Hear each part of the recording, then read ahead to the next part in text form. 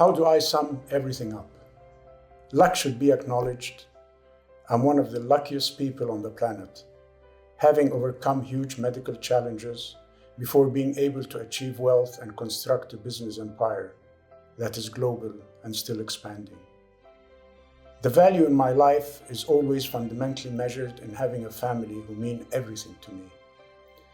Hard work and an insatiable, never-quenched thirst to succeed, grow, and create opportunities for my family and others are so important to me. I experienced a certain degree of happy idleness as a footloose and carefree student in my first months in the US, but at North Carolina State University and Amadeus, and so many other times and places later, I learned that nothing prospers without putting in the work. Our logo shows two hands, cradling and nurturing.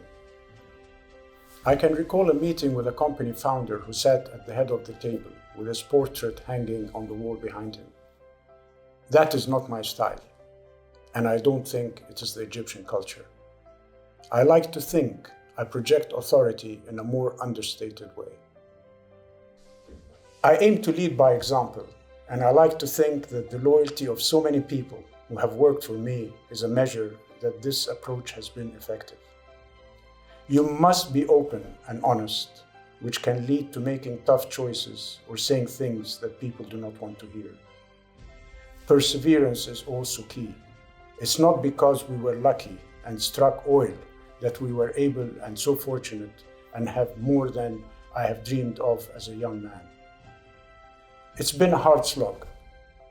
It's been never giving up, always being honest with your values, caring for people, fighting for what is right, having a vision, knowing what really matters in life.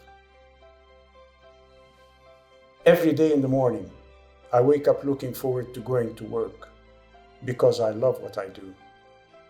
I love creating, building things, and am inspired by being ahead of the curve, by being one of the first Egyptian families to expand globally and later establish a family office here in the UK. Backing women entrepreneurs through the LEAD Foundation was a groundbreaking event in Egypt. Building a major league soccer organization in San Diego, California was also revolutionary. I was never a kid who crammed or studied very hard, but I changed as I saw the bigger picture. A seismic moment was when my father passed away. That devastating experience transformed me. Yes, I was surrounded by my mother and my siblings, and they were an enormous comfort and support for me during that time. But I knew then that there was no one to fall back on. My father had been my rock, and it was now up to me.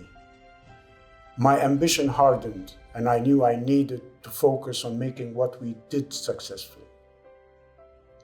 Within a few years, I started my own family, and my son soon became my priority. The next generation stirred me to want to make our family business even more successful.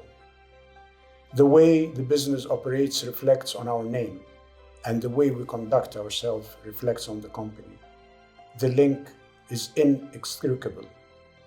When I reach the summit, I will look for the next mountain. Walking again or defeating cancer as a young man did not make me think I was invincible.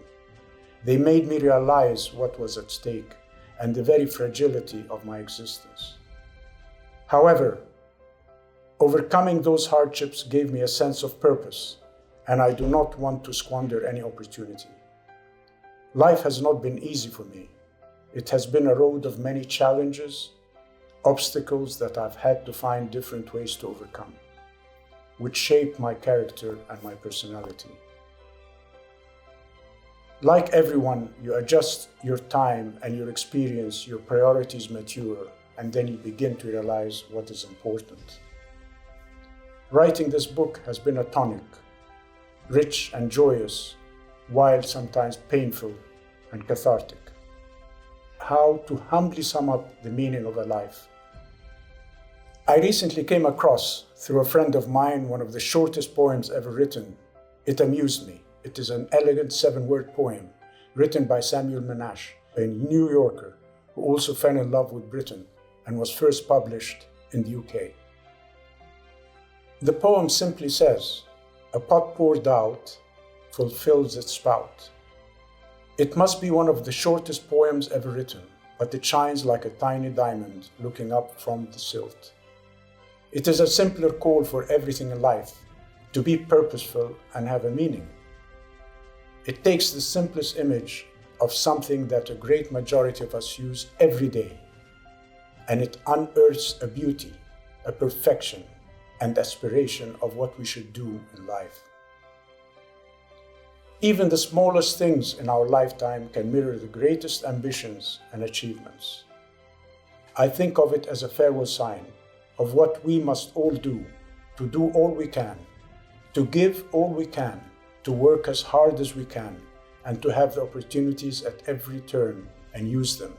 They are often God-given, but man-made.